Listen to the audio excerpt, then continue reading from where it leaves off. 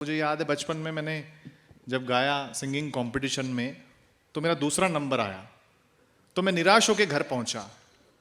तो पिताजी ने समझाया, बोले निराश क्यों होता है, नंबर 2 1 से तो बड़ा ही होता है।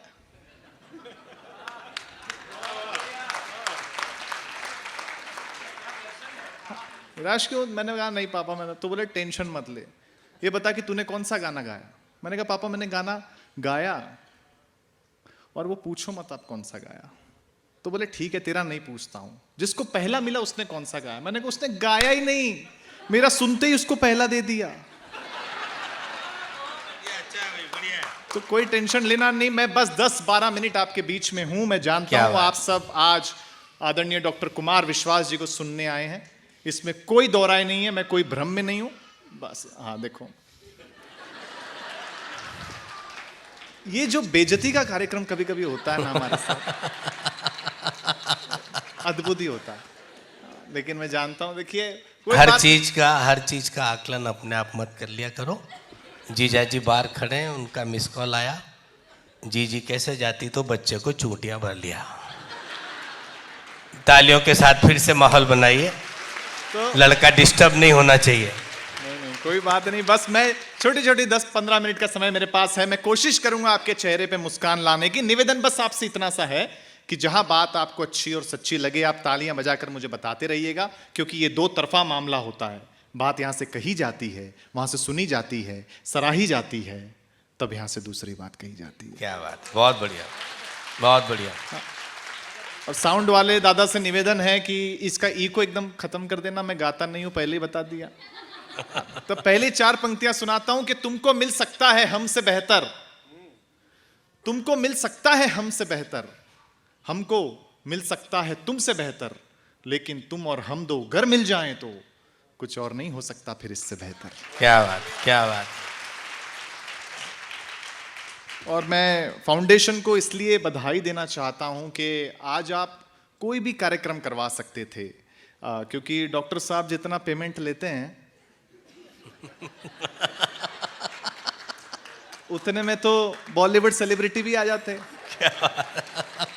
लेकिन अगर आपने कभी सम्मेलन करवाया है तो मैं जानता हूं, तो लेकिन अगर आपने कवि सम्मेलन कराया है और ललिता जी ने बहुत मेहनत इसके लिए की है, इसलिए पता चलता है कि बाबूजी के जो संस्कार हैं वो अगली पीढ़ी में पहुंचे हैं। क्या मैं चाहता बहुत बढ़िया, तालियां आप तक बजाइए। बढ़िया बात है विरोध, वाह वाह वाह। ललिता जी कहाँ बैठी हुई हैं? अच्छा आप यहां से यहां आ गए, ठीक है। आपको इसलिए प्रणाम करता हूं कि आप खुद एक राइटर होने के बावजूद हमें नीचे बैठ के सुन रही हैं, वरना कौन सुनता। देखिए मैं तो राजस्थान का हूं, मारवाड़ी हूं। कितने मारवाड़ी बैठे हैं यहाँ? सारे मारवाड़ी। लो जी, कोई टेंशन ही नहीं, सारी दुनिया जानती है अपन कैसे होते हैं। हाँ सारे घर के लोग। मैं तो मेरी कॉलेज फ्रेंड के साथ घूमने गया था, घर पहुंचा पिताजी ने सवाल कर लिया, बोले खर्चा कितना हुआ। अपने मारवाड़ी घरों में दिन भर बात पैसे की होती है, फिर भी सारे मारवाड़ी एक ही बात बोलते हैं कि बात पैसा की कौन नहीं है।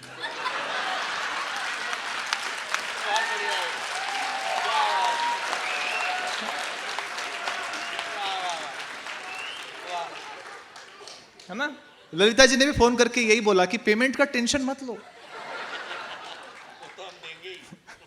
तो लेकिन अभी तक मिला भी नहीं। हाँ मतलब अच्छा, ललिता जी 3 महीने से मेहनत कर रही हैं कि डॉक्टर साहब आ जाएंगे ना। इनको मेरे ऊपर भरोसा ही नहीं कि मैं डॉक्टर साहब को ला सकता हूँ। हाँ मैंने कहा नहीं बिल्कुल टेंशन मत लो। आज डॉक्टर साहब आए भी तो 2 दिन से कुमार सर सूरत में थे, राम कथा कर रहे थे, 1 लाख लोग देखने आ रहे थे। हाँ बहुत अच्छा हुआ इनका आयोजन। तो आज बड़ा हौच पौच था आज का शेड्यूल सर का। तो सर ने मुझसे चाय पीते समय कहा कि यार वो तो मैं आ गया, तूने बुला लिया था इसलिए, वरना वहां के आयोजक कह रहे थे एक दिन कथा और कर दो। मैंने कहा सर अगर आप वहां भगवान राम को याद कर रहे होते और अगर आज आप यहां नहीं आते तो ललिता जी जो मेरी हालत करती ना, मैं भी भगवान को ही कविता सुना रहा होता ऊपर। हम तीनों का तो राम नाम सत्य ही था फिर। हाँ तो सर ने मेरा निवेदन स्वीकार किया। नहीं प्रॉब्लम है, सर का ऑफिस जो है ना डराने का काम करता है भाई साहब। हाँ अभी तो सर को सिक्योरिटी है सरकार की तरफ से, तो ऑफिस ने बोला वो सरकार का फोन आ रहा है, इधर से पुलिस का फोन आ रहा है सुबह से, बोले कि 15 लोगों का ट्रैवल आपको मैनेज करना पड़ेगा। मैंने कहा अपन मारवाड़ी लोग हैं, खर्चा कम करो। तो मैंने बुद्धि का प्रयोग किया, मैंने डॉक्टर साहब को फ़ोन किया। मैंने कहा डॉक्टर साहब आप बिल्कुल चिंता मत करो, आपको कोई हाथ नहीं लगाएगा, आपकी सिक्योरिटी में मैं खड़ा रहूंगा। डॉक्टर साहब बोले बेटा तेरी हालत जो है तुझे खुद सिक्योरिटी की जरूरत है। हाँ नहीं देखो, लेकिन मैं इसलिए सौभाग्यशाली अपने आप को मानता हूं कि डॉक्टर साहब मुझे प्यार करते हैं, इसलिए मैं खास हूं। क्योंकि डॉक्टर साहब जिसको प्यार करें वो आम आदमी तो हो नहीं सकता।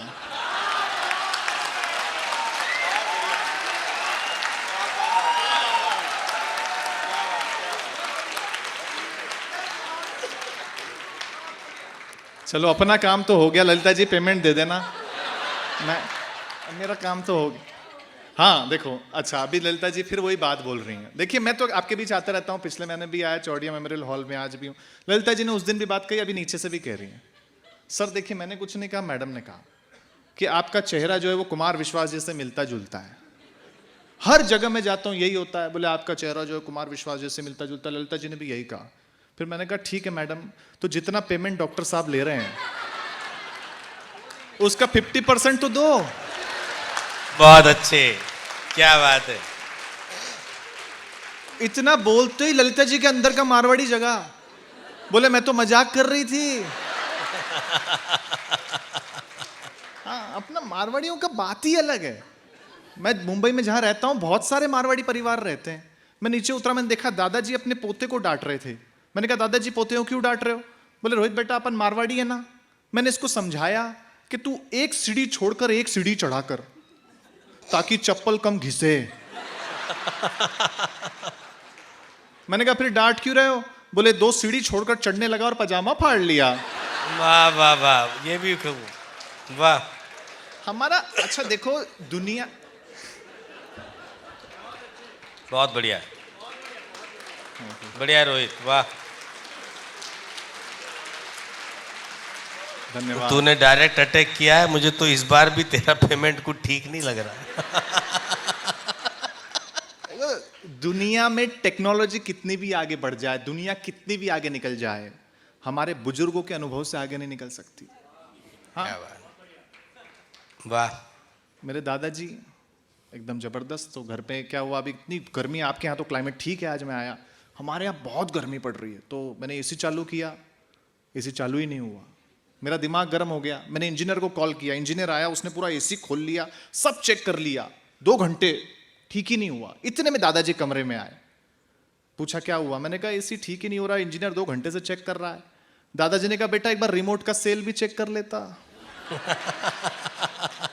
और सच में सेल ही खराब था। हाँ, जैसे रिमोट को ठोका एसी चालू हो गया। तब दादाजी बोले बेटा टेक्नोलॉजी कितनी भी आगे बढ़ जाए, काम तो ठोकने से ही हो रहा है। लेकिन एक समय ज्यादा नहीं है, इसलिए देखिए एक बात अपने दिल की कहता हूं, अगर आपके दिल तक पहुंचे तो वो तालियां देना जो अब तक नहीं दी। आज हम मारवाड़ी जहां कहीं हैं पूरी दुनिया में, वो केवल इसलिए हैं कि अगर मारवाड़ी के पास फ्लाइट से चलने का पैसा होता है तो वो ट्रेन से चलता है, अगर उसके पास ट्रेन से चलने का पैसा होता है तो वो बस से चलता है, अगर उसके पास बस से चलने का पैसा होता है तो वो ऑटो से चलता है, अगर उसके पास ऑटो से चलने का पैसा होता है तो वो साइकिल से चलता है, अगर उसके पास साइकिल से चलने का पैसा होता है तो वो पैदल चलता है। चलता रहता है, रुकता नहीं है, इसलिए मारवाड़ी पूरी दुनिया में तरक्की करती है। अच्छा अच्छा, वाह। तो बहुत सारे शादीशुदा लोग बैठे हैं, आप सबकी जानकारी के लिए बताऊं कि पिछले दिनों मेरी भी पहली बार शादी हुई। बहुत अच्छे, बधाई। सुभाष काबरा जी हमारे गुरु हैं, तो बताया, बोले अनुभव ज़्यादा है ना उनको इन मामलों में। तो सुभाष जी ने बताया नहीं नहीं शादी होती है ना तो गिफ्ट देना पड़ता है, घुमाने लेके जाना पड़ता है। मैं बड़ों की बात में आ गया, कभी आप भी आए होंगे। मैंने सोने का हार खरीदा, पत्नी को गिफ्ट किया, उसने देखा, उसको बड़ा पसंद आया, वो पहनने लगी। पहनते पहनते पूछा ये असली तो है ना? मैंने कहा असली होना चाहिए, वरना 35 रुपए गए पानी में। वाह वाह वाह वाह, बहुत अच्छे भाई, बढ़िया। हमारा कोई जवाब ही नहीं, पीछे पड़ गई, बोले घुमाने लेके चलो, बात पहुंचे तो बताना, बोले घुमाने लेके चलो, घुमाने लेके चलो, घुमाने लेके चलो। मैं उसे शमशान घाट पे ले गया। वो बोली ये कैसी जगह ले आए हो? मैंने कहा रे पगली, लोग मरते हैं यहाँ आने के लिए। क्या बात भाई, बहुत बढ़िया, बढ़िया बढ़िया है रोहित, वाह। लेकिन मैं महिलाओं के बारे में ज्यादा बोलता नहीं। मैं महिलाओं का बहुत सम्मान करता हूँ। ललिता जी बैठी हैं, मैं महिलाओं का बहुत सम्मान करता हूँ, बहुत सम्मान करता हूँ, क्योंकि महिलाओं को आप जो भी कुछ दें बदले में आपको ज्यादा लौटाती हैं। जैसे आप इन्हें मकान दें, ये आपको घर करके देती हैं। आप इन्हें अनाज दें, ये आपको भोजन बना करके देती हैं। वाह। आप इन्हें मुस्कुराहट दें, ये आपको अपना दिल दे देती हैं। क्या बात है, क्या बात। हाँ, बढ़िया। मतलब आप महिलाओं को जो भी कुछ दें बदले में आपको ज्यादा ही लौटाती हैं। तो यदि हम इन्हें कोई छोटी मोटी तकलीफ दें, जय हो। हाँ, बहुत बढ़िया ढंग से मैसेज दे दिया भाई, और मारवाड़ी लोग समझ भी रहे हैं। समझ भी रहे हैं। तो बस एक अंतिम रूप से मैं 1 मिनट की कविता सुना देता हूँ, हाँ, अपना प्यारे। स्थान लूंगा। आप एक बार तालियां बजा दीजिए, मेरा मन हो जाएगा। मैं स्वागत। देता हूँ, निवेदन करता हूँ, सुनिए। धन्यवाद।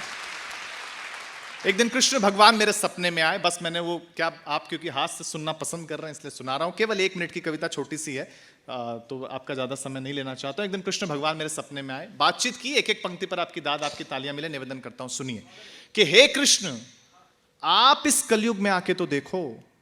आपने पहाड़ एक उंगली पे उठाया, अपने सर पे ऑफिस का बोझ उठा के तो देखो। आपने जवानी में कंस को मारा, दाऊद को हाथ लगा के तो देखो। अगली पंक्ति पर तालियां चाहता हूं कि आपने भरी महफिल में द्रौपदी को साड़ी पहनाई, मल्लिका को एक साड़ी पहना के तो देखो। आपने 16,000 गोपियों को अपनाया, आज एक का खर्चा तो उठा के देखो। और अंतिम पंक्ति की, आपने भव्य सागर पार किया, बेंगलोर में सड़क पार तो करके देखो। हे कृष्णा, किस कलयुग में आके तो देखो। देखिए, ये बात मैंने की, लेकिन ये बात भी मैं बहुत जिम्मेदारी के साथ कहकर अपना स्थान लेता हूं कि गुरु और शिष्य का रिश्ता कैसा होना चाहिए, उसका सबसे अच्छा उदाहरण है कि श्री कृष्ण और अर्जुन जैसा होना चाहिए। आप सब बड़े ज्ञानी लोग यहां बैठे हैं, आप सब जानते हैं कि महाभारत के वक्त दुर्योधन ने श्री कृष्ण की पूरी नारायणी सेना मांग ली थी, जबकि अर्जुन ने केवल श्री कृष्ण को मांगा था। उस वक्त श्री कृष्ण ने अर्जुन की चुटकी लेते हुए कहा कि हार निश्चित है तेरी, हरदम रहेगा उदास। हार निश्चित है तेरी, हरदम रहेगा उदास। माखन दुर्योधन ले गया, केवल छाछ बची तेरे पास।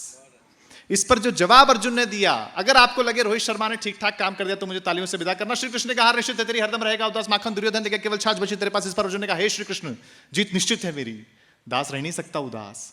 जीत निश्चित है मेरी, दास रह नहीं सकता उदास। माखन लेकर क्या करूं जब माखन चोर है मेरे पास। बहुत बहुत धन्यवाद, बहुत बहुत धन्यवाद।